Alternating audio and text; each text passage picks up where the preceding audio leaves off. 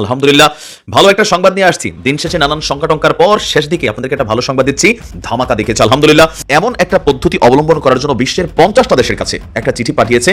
আমি বিশ্বাস করি এই চিঠি 50টা দেশ যদি অ্যাকসেপ্ট করে আগামী 24 ঘন্টায় অনলি 24 আওয়ার্স এর মাঝখানেই কি আছে এই চিঠিতে। বাংলাদেশের জন্য সুখবর হচ্ছে রাজনৈতিক এতটা অস্থিরতার মধ্যেও অসাধারণ কাজ এটা বাংলাদেশের। কল্পনা করতে পারেন যদি আমাদের রাজনৈতিক স্থিতিশীলতা থাকতো। What a good news for Bangladesh, what a good news for Bangladesh ladies and gentleman. অসম্ভবকে সম্ভব করেছেন পিনাকি ভট্টাচার্য। 54 বছরের মিথ কার্যত ভেঙে দিয়েছেন। পিনাকি যে কাজটা করেছেন, যে সাহস করে, এই সাহস বাংলাদেশের দ্বিতীয় আর কারণে একমাত্র পিনাকি ভট্টাচার্য তিনি পেরেছেন। এটা 54 বছরের ইতিহাস বদলে যাওয়ার কথা। পারসেপশন বদলে গেছে, তরুণ প্রজন্ম এটা বিশ্বাস করে। বহু প্রতীক্ষার অবসান ঘটবে আগামী রোববার। চমকে উঠবে সবাই। আগামী রোববার মানে 24শে আগস্ট কি ঘটতে যাচ্ছে? জাতির বহু আকাঙ্ক্ষিত একটি বিষয়ের অবসান ঘটবে। একাধিক চমক, আমার কাছে বরং অন্য দুটো বিষয়কে একটু চমকপ্রদ মনে হয়েছে। এখন অব্দি চমক চলছেই, নানা ভাবে, নানা রূপে, নানা ঢঙ্গে। আমরা জানি না এই চমক আর কতদিন চলবে, কোথায় গিয়ে শেষ হবে। সজীব ওয়াজেদ জয়কে খুঁজে পাওয়া যাচ্ছে না। আমার দেশ পত্রিকায় রিপোর্ট হয়েছে, তারা বলছেন যে সজীব ওয়াজেদ জয় লাপাত্তা, তাকে আসলেই খুঁজে পাওয়া যাচ্ছে না। আসসালামু আলাইকুম। বাংলাদেশের রাজনৈতিক প্রেক্ষাপট বা রাজনৈতিক পরিস্থিতির উপর বিশ্লেষণ করে আপনাদের সামনে কিছু গুরুত্বপূর্ণ ভিডিও ফুটেজ নিয়ে হাজির হয়েছি। এমনকি দর্শক, আমি আশা করছি যারা ভিডিওটি অন করেছেন তারা ভিডিওটি না টেনে সম্পূর্ণ মনোযোগ সহকারে দেখবেন, তাহলে এই ভিডিওর মূল রহস্য বা আসল ঘটনাগুলো জানতে বা বুঝতে পারবেন। তো প্রিয় দর্শক, আমি আর বেশি কথা বাড়াবো না, চলুন দেখে আসি আজকের সেই কাঙ্ক্ষিত ভিডিওগুলো। তবে তার আগে বলি, যারা এখনও চ্যানেলটি সাবস্ক্রাইব করেননি তারা সাবস্ক্রাইব করে পাশে থাকা বেল আইকনটি বাজিয়ে দিবেন, আর যারা ইতিমধ্যে সাবস্ক্রাইব করে রেখেছেন তাদেরকে অসংখ্য ধন্যবাদ। তো চলুন দর্শক, একটা লাইক দিয়ে আমরা ধারাবাহিকভাবে সকল ভিডিওর বিস্তারিত আলোচনা দেখে আসি। একই বলে উস্তাদের মার শেষ রাতে। শেখ হাসিনার খুব শখ ছিল পদ্মা সেতুকে কেন্দ্র করে যে ডক্টর ইউনূসকে পদ্মার মধ্যে দুইটা চুবনি যেন মরে না যায়, সেটাও খেয়াল রাখতে হবে। সচেতন মায়া আছে, মায়া। আচ্ছা, যাই হোক, তো এরপর পর তিনি ডক্টর ইউনূসকে বিভিন্নভাবে সাহায্য করতে চাইছেন। এমনকি আওয়ামী লীগের একদম গ্রাম পর্যায়ে থাকাও আওয়ামী লীগ পাগল যে নেতাগুলো ছিল তারাও কিন্তু ডক্টর ইউনূসকে নিয়ে অনেক ইয়ে করছে। আবার তৎকালীন প্রেক্ষাপটে আমাদের অনেক নেতারা, জামাতের নেতারাও আমি দেখছি, বা আলেমরা ডক্টর মোহাম্মদ ইউনূসকে সুদি ইউনূস ডাকতো। তবে ক্ষমতায় বসার পরে এগুলো আবার পরিবর্তন হয়ে গেছে। যাই হোক, আলোচনা ওইদিকে না। ডক্টর ইউনূসকে আপনি মুখে মুখে ডাকতেন, আপনি নাই ডাকা বন্ধ। কিন্তু শেখ হাসিনার জন্য ডক্টর ইউনূস যে পানিশমেন্ট তৈরি করছে, এটা একটা হিউজ মানে ডিফারেন্ট টাইপের অফ পানিশমেন্ট বা সাজা বলে আমি মনে করি। কারণ একটা জেনারেশন তৈরি হয় শিখতে শিখতে, পড়তে পড়তে, তাই না? একসময় আমরা আমাদের পাঠ্য বইগুলোতে 7 জন বীরশ্রেষ্ঠের জীবন কাহিনী পড়ছি, ওমর রাদিয়াল্লাহু আনহুর জীবন পড়ছি, মহানবীর দয়া, এরকম বিভিন্ন কিছু পড়ছি। আমি জানি না এখন আর বাচ্চাদের পাঠ্য বইগুলো আছে কিনা, সেখানে নতুন অনেক কিছু জায়গা নিছে। তবে এইবার ডক্টর ইউনূস সরকার ক্ষমতা ছাড়ার আগে নতুন একটা সিদ্ধান্ত নিয়ে যাচ্ছেন এবং এটা বাস্তবায়ন করেও যাচ্ছেন। আর খুব বেশি দিন না, পরীক্ষাতে প্রশ্ন আসবে যে আপনার গণহত্যাকারীকে পোলাপাইন লিখবে শেখ হাসিনা। সঠিক উত্তর হিসাবে মার্ক পেতে যাচ্ছে। কথা বলছি বিভিন্ন শ্রেণীর যে পাঠ্য বই আছে, জাতীয় পাঠ্যপুস্তক, সেই জাতীয় পাঠ্যপুস্তকে জুলাই আগস্টের গণঅভ্যুত্থানের ঘটনা অন্তর্ভুক্তির কথা জানিয়েছেন অন্তর্বর্তী সরকারের স্থানীয় সরকার, পল্লী উন্নয়ন ও সমবায় মন্ত্রণালয় এবং যুব ক্রীড়া মন্ত্রণালয়ের উপদেষ্টা আসিফ মাহমুদ সজীব ভুইয়া। তো আসিফ ভুইয়া যে কাজটা করেন, অবশ্যই সরকারের সাথে বা মন্ত্রিপরিষদ বৈঠকে বিষয়গুলো নিয়ে আলোচনা হয়, জাতীয় পাঠ্যপুস্তকের বিষয়। গতকালকে ফেসবুকে এক বার্তা দিয়েছে আসিফ, সেখানে সে বলছে প্রজন্ম থেকে প্রজন্মের কাছে 24-এর গণঅভ্যুত্থানের ইতিহাস এবং স্বৈরাচারের বিরুদ্ধে এদেশের মানুষের সংগ্রামের গল্প পৌঁছে দিতে পাঠ্যপুস্তকে বড় ধরনের পরিবর্তন আসছে। এখন আসিফের বক্তব্য হচ্ছে যে আপনার বিশেষভাবে গুরুত্ব দিয়ে অন্তর্ভুক্ত করা হচ্ছে 2024 খ্রিস্টাব্দের জুলাই আগস্টের গণঅভ্যুত্থানের ইতিহাস এবং সাম্প্রতিক 4টি জাতীয় নির্বাচনের তথ্য। পোস্টে তিনি শেয়ার করছেন বিভিন্ন শ্রেণীর পাঠ্য বইয়ে গণহত্যাকারী হিসাবে যুক্ত করা হচ্ছে শেখ হাসিনার নাম। পোস্টারে আরো উল্লেখ করা হয়েছে আগামী 2026 শিক্ষাবর্ষের পাঠ্য বইয়ে গুরুত্ব দিয়ে স্থান পাচ্ছে 24 সালের জুলাই আগস্টের এই ইতিহাস। এখন এতে লাভটা কার হবে? মানে এমনি তো আমাদের ইতিহাসে হয়তো 5 জন যারা নায়ক আছেন এই জুলাই আগস্টের তাদের নাম টাম থাকবে, বাট এতে টেকনিক্যালি একটা লাভ হবে হচ্ছে বিএনপির। কেন লাভ হবে? আওয়ামী লীগ সরকার ক্ষমতায় থাকাকালীন মুক্তিযুদ্ধ নিয়ে বা আরো বিভিন্ন ইস্যুতে আপনার জিয়াউর রহমানকে নিয়ে বা বেগম খালেদা জিয়াকে নিয়ে অনেক ধরনের অ্যাক্টিভিটিস করতেন, মুখে মুখে বলতেন, গণমাধ্যমে আসতো, ভিডিও ভাইরাল হইতো, কিন্তু পাঠ্যপুস্তকে ছিল না। তো বিএনপির জন্য যেই কাজটা, এটা অনেকটা ডক্টর ইউনূস সরকার কিন্তু করে দিয়ে যাচ্ছে। কারণ বিএনপি এসে বলবে পাঠ্যপুস্তক থেকে তো এটা সরানোর সুযোগ নাই। হ্যাঁ, অদূর ভবিষ্যতে আওয়ামী লীগ কখনো ক্ষমতায় আসলে যেই সরকারের মাধ্যমে আসুক, যে নেতৃত্বের মাধ্যমে আসুক, তারা আসার আগ পর্যন্ত এটা পাঠ্যবই থেকে সরবে না। তখন হয়তো আমরা আবার 24 নিয়া এদেশের গণমাধ্যম, এদেশের মিডিয়া, এদেশের সরকার, এদেশের প্রশাসন সবাই হয়তো ভিন্ন আরো কিছু তথ্য দিবে। তবে এই মুহূর্তে শেখ হাসিনার মানে যে পানিশমেন্টের ইস্যুটা টেকনিক্যালি এটা কিন্তু দিয়ে দেওয়া হচ্ছে। মানে এখন গণহত্যাকারী নামটা অটোমেটিক বাচ্চাদের কাছে হয়তো অনেক দাদ্য তাকা হবে, আরো অনেক কিছু করা হবে। ছোটবেলা বাচ্চারা যখন পড়বে বইটই, তো সেখানে একটা ভিন্ন রকম চরিত্রে আপনার বাচ্চাদের অন্তরে শেখ হাসিনার জন্য জায়গা তৈরির চেষ্টা হয়তো করা হচ্ছে।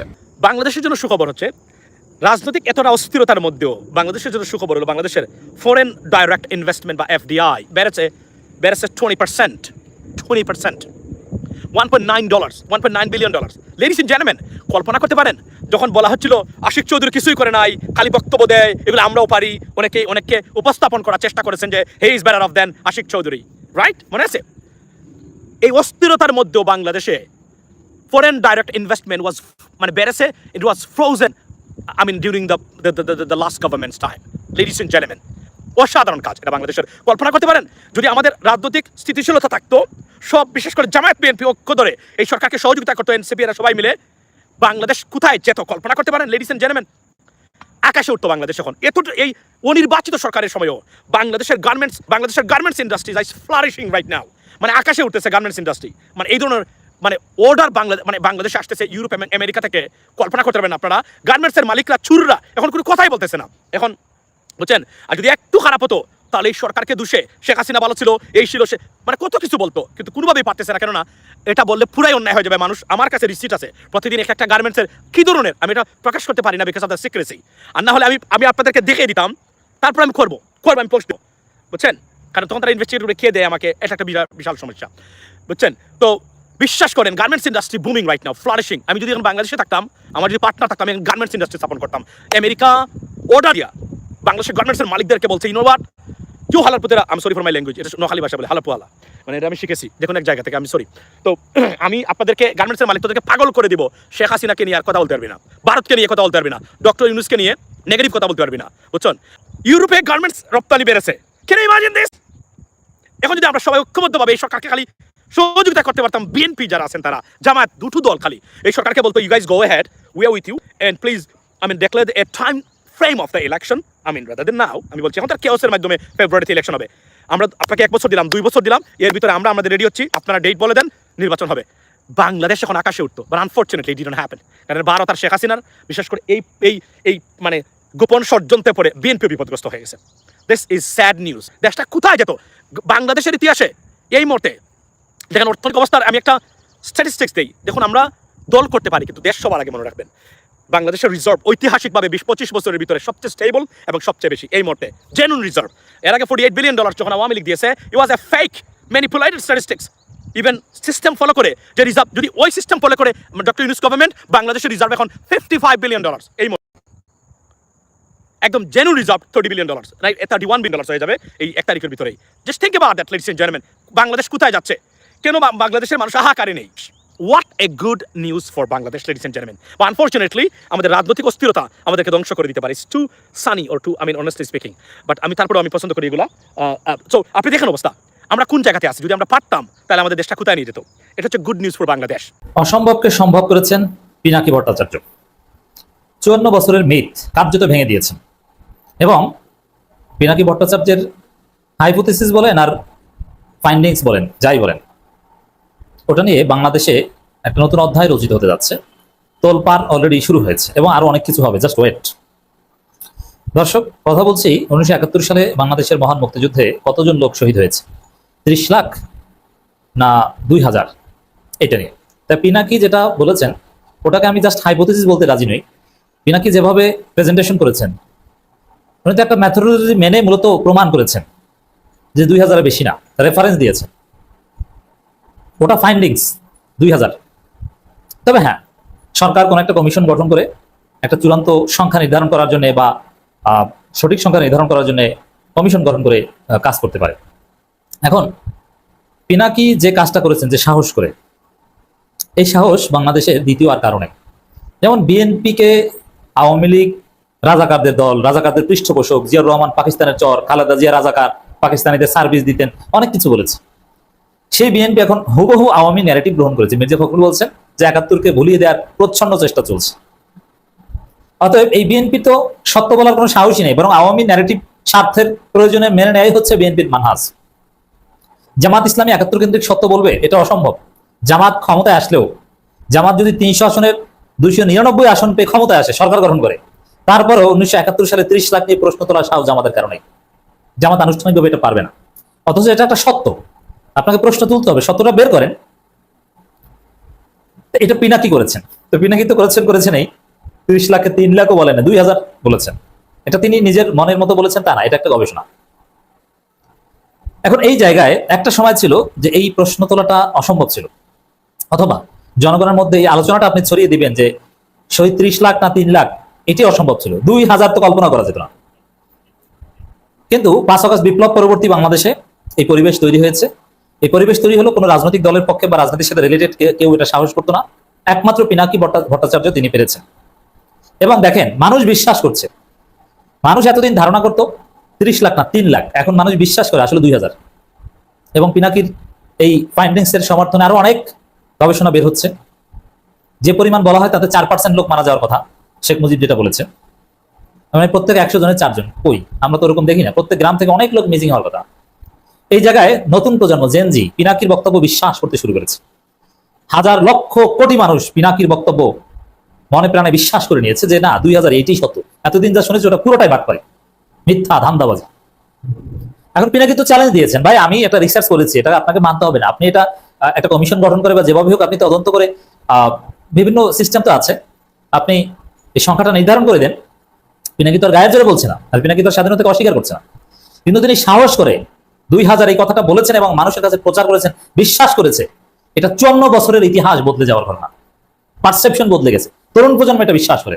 একটা সময় তো এগুলো প্রশ্নই করা যেত না। যেমন শেখ মুজিবকে শেখ মুজিব কেউ সাহস করতো না বলতে। তারেক জিয়াও বলতো বঙ্গবন্ধু শেখ মুজিবুর রহমান।